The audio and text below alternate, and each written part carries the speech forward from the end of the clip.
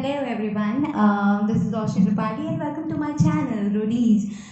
So basically this video today I have made for the newly married woman जिसको बहुत मुश्किल होती है जब वो शादी के बाद दूसरे घर में जाती है. It's getting very difficult to manage everything out there.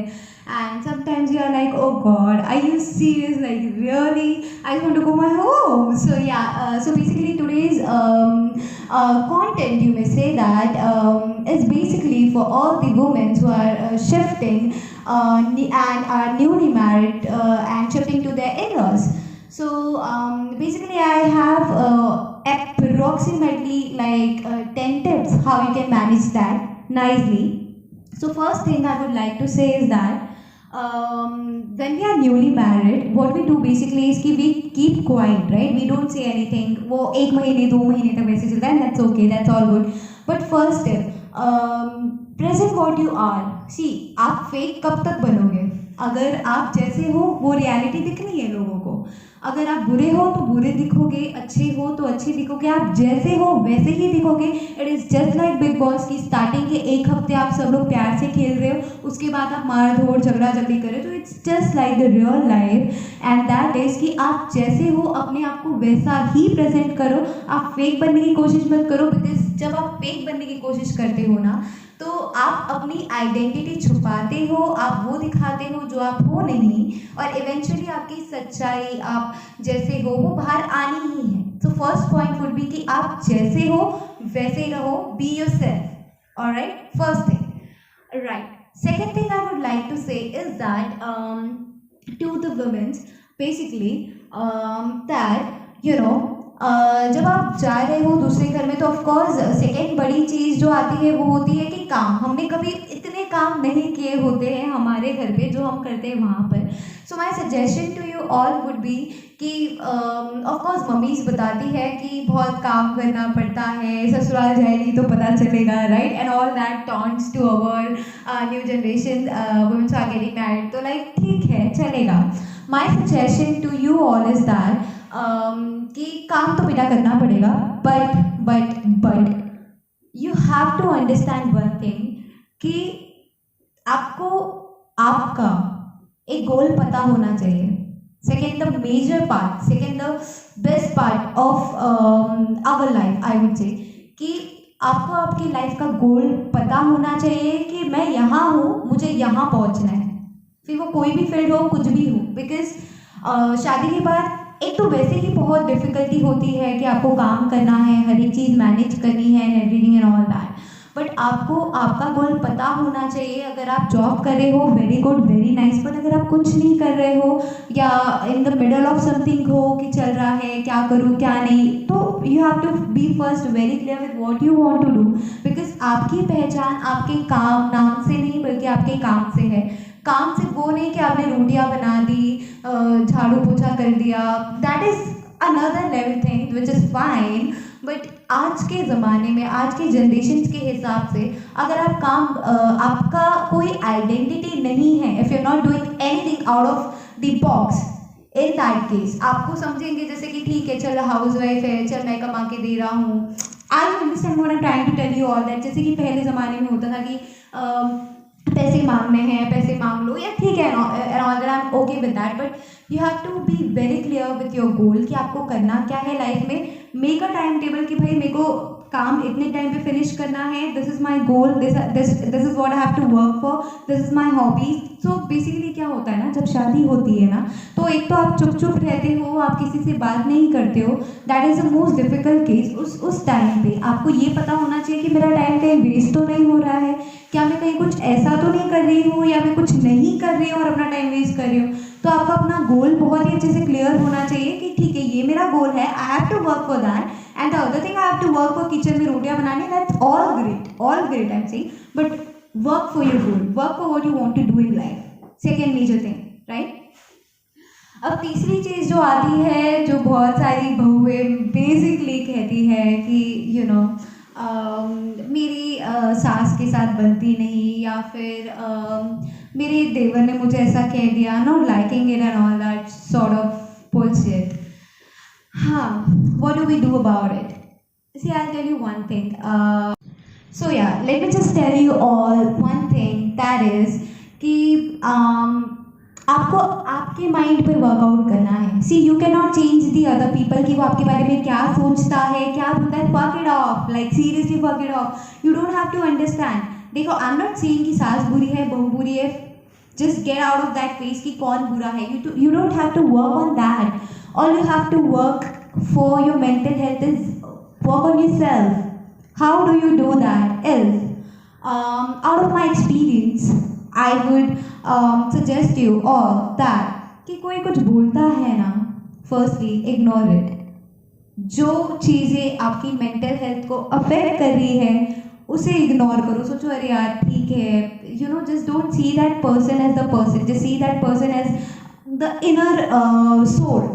Right, and से यार ठीक है, बेचारी बीमार है, बोल रही है, बोलने दो, ठीक है, छोड़ दो, ठीक है, छोड़ दो, सॉर्ट ऑफ इसमें रहो. ठीक है. Second thing and the major thing कि आपको ऐसा नहीं होना चाहिए कि कोई भी आके कुछ भी बोल दे और निकल जाए और आप ऐसे रो रहे हो, चुप बैठे हो, कुछ बोल ही नहीं पा रहे हो. तो ऐसा भी नहीं होना है. You have to understand you have to be basically differentiate between कि आपको कहाँ इग्नोर करना है चीज़ें और कहाँ अपने लिए स्टैंड अप करना है. राइट, कहाँ आपको अपने लिए स्टैंड लेना है, ये भी बहुत इंपॉर्टेंट होता है वुमेन. बेसिकली कि कोई आपको कुछ गलत बोलकर चला जाए. फॉर एन एग्जाम्पल, अगर let's say I am just giving an example, please just don't take it otherwise, but just take it as example. कोई आपको बोलता है, फॉर एग्जाम्पल आपका देवर वगैरह, ऐसा कोई भी कुछ भी ऐसे चीज़ें बोल रहा है जो आपको नहीं पसंद आ रही है, जो आप नहीं लाइक कर रहे हो, जस्ट से इट आउट ना. Why do you have to get into your inner side, all that thing, and affect your mental health? So all you have to do is just stand up for yourself, just say things, but in a limit, also in a very good manner that the other person को हमने बोल भी दिया जो बोलना है, और उतना ढंग से, इतना प्यार से हंस हंस के बोला कि उसको he cannot just reciprocate to you directly. So you have to think. So you basically have to say things very nicely in a nice manner. हंस के चीज़ें या टॉन्ट मारना भी सीखो, बिकॉज अच्छे होने से कुछ नहीं होता है. You have to be smart. You have to be smart for the newly married. I am saying कि देखो, अगर आप सुनते जाओगे, सुनते जाओगे, सुनते जाओगे, सुनते जाओगे, तो लोग आपको और सुनाएंगे, सुनाएंगे, सुनाएंगे, सुनाएंगे. Right.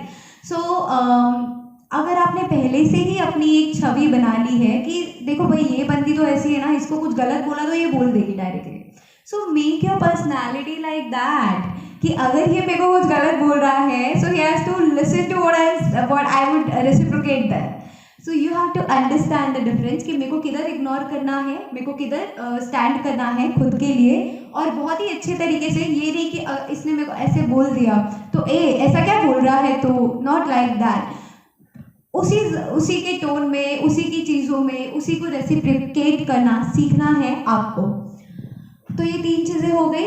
Next is of course आपने जो भी चीज़ें पहले नहीं की होंगी, जैसे बैंगल्स पहनना, बिंदी लगाना, सिंदूर पहनना, तो ये चीज़ें भी शादी की बहुत इंपॉर्टेंट हो जाती है. And out of love and affection you do all that. So I would suggest never ever leave it कि आप ऐसे बैंगल्स वगैरह कुछ नहीं है हाथ में, या सिंदूर नहीं है. सिंदूर तो इट्स फाइन, इट्स ओके, मतलब ठीक है, वो जाता मतलब रहता है 2-3 दिन तक लगा भी लिया तो. But you have to understand कि हमको किसी को बोलने का मौका ही नहीं देना है कि भाई तेरी ये हाथ क्यों खाली है या ये ऐसे क्यों है. Are you understanding what I am trying to say? You have to make yourself, you have to basically work on yourself. The first thing I said is you have to basically work on yourself and not the other people, right? So you have to understand what are your responsibilities out there. Alright, the 5th thing and the very best part is कि अपने husband को कभी भी अपने सास की बुराई मत करना. अब ये मैं क्यों बता रही हूँ आपको बता दी. बेसिकली जैसे हम अपनी मम्मी को बहुत प्यार करते हैं और हम वहाँ आने के बाद बहुत ज़्यादा मिस करते हैं कि मेरी माँ and all that. So basically आपको बिल्कुल भी चुगली नहीं करनी है, बिकॉज अगर आप चुगली कर रहे हो तो वो आपकी पर्सनालिटी दिखा रही है कि आप कैसे हो. I you understand what I am trying to tell you? वो आपकी पर्सनालिटी दिखा रही है कि आप कैसे हो। तो बेसिकली कभी भी हस्बैंड को अपनी सास की बुराई नहीं करनी है, ना अपने फादर इन लॉ की, ना मदर इन लॉ की। जो भी है वो out of every situation everything, वो खुद चीज़ें समवे और दी अदर दिख जाती है हस्बैंड को भी कि यार ये गलत है, ये सही है।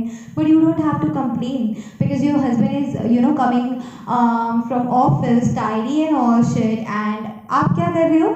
आपको पता है आज क्या हुआ? वो आपसे दूर होता जाएगा, वो आपसे खींचा चला जाएगा। वो बोलेगा अरे यार इसके पास तो जब आप कंप्लेंट्स करती रहती है, मैसेज पे कंप्लेन, फोन पे कंप्लेन, मैं तो थक गया हूँ इससे लिटरली। वो आपके और आपके रिलेशनशिप को अफेक्ट करेगा। इसीलिए कभी भी अपने जो भी हो रहा है everything, there is a way of speaking and not as complaint. If there is something really emergent or urgent to say, that's all good. But don't be a complainant one because वो आपको आपके husband से दूर कर देगा अगर आप अपने ही हस्बैंड को कंप्लेंट करें। बिकॉज माँ कैसी एक ऐसा रिलेशनशिप है माँ का अपने बच्चों के साथ, यू नो, कि एक पल के लिए वो आपको छोड़ देगा बट अपनी माँ को नहीं। भले उसकी माँ गलत भी है तो भी नहीं, बिकॉज माँ माँ होती है, सबकी माँ माँ होती है, और इट्स ओके, इट्स फाइन। बहू को भी उस हिसाब से रहना चाहिए कि ठीक है बोल भी दिया तो ठीक है, चलता है, बड़े हैं, बोल दिया, खत्म हो गया, ठीक है, okay, that's all good. I understand, that's what I'm saying, that you have to understand the differentiation between where do I have to ignore and where do I have to stand up for myself. Are you all good? Alright, so the next 6th point would be, आपने complaint वाली चीज़ notice कर ली। अब आता है अपना 6वां point. अब आपको क्या नहीं करना है और क्या करना है। ओके, तो आप जो भी कर रहे हो, आप खाना बना रहे हो, आप कोई काम कर रहे हो, आप कुछ भी कर रहे हो, आप पूरे दिल से करो, पूरी शिद्दत से करो। कंप्लेंट्स का मौका मत दो। कुछ बोलते भी हैं तो सुन के लो। There is one famous dialogue that I would say is कि ससुराल में लड़कियां रोटियों की तरह तवे पर सिकती है। इसका मतलब क्या होता है पता है आपको? इसका मतलब ये होता है जैसे तवे पर रोटियां कच्ची होती है और गैस की आंच पर वो सिक जाती है, उसी तरह ससुराल में जितने भी डिफ़िकल्टीज आती है, जितने भी चीज़ें जो आपने कभी भी अपने मायके में नहीं की होती है फॉर श्योर, वो ससुराल में आपको जो गैस की आंच से जैसे रोटियां पकती है वैसे ही सारे एक्सपीरियंसेस आपको सिखाते हैं कि ओके ये मुझे करना है और ये मुझे नहीं करना है।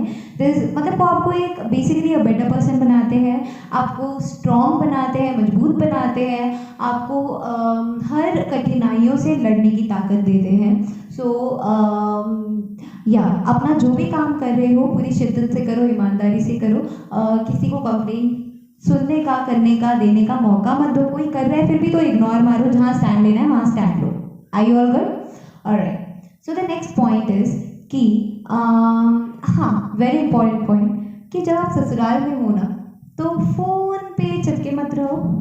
What do I mean by that is आपका फ़ोन आया, मम्मी आपको पता है आज क्या हुआ?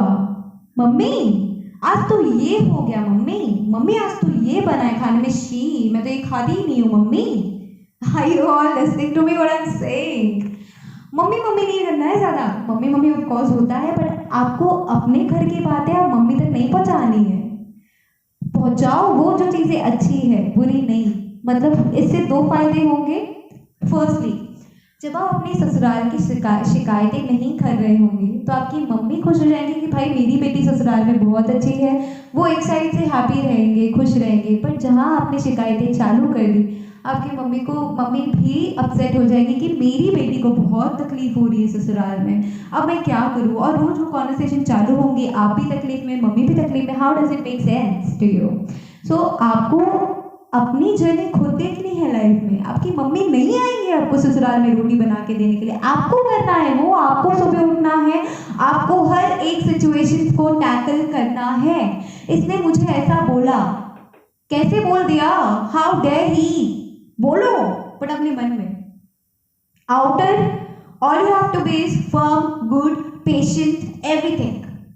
So are you understanding what I'm trying to say is that कि आपको जो भी बोलना है अंदर बोलो, बाहर नहीं।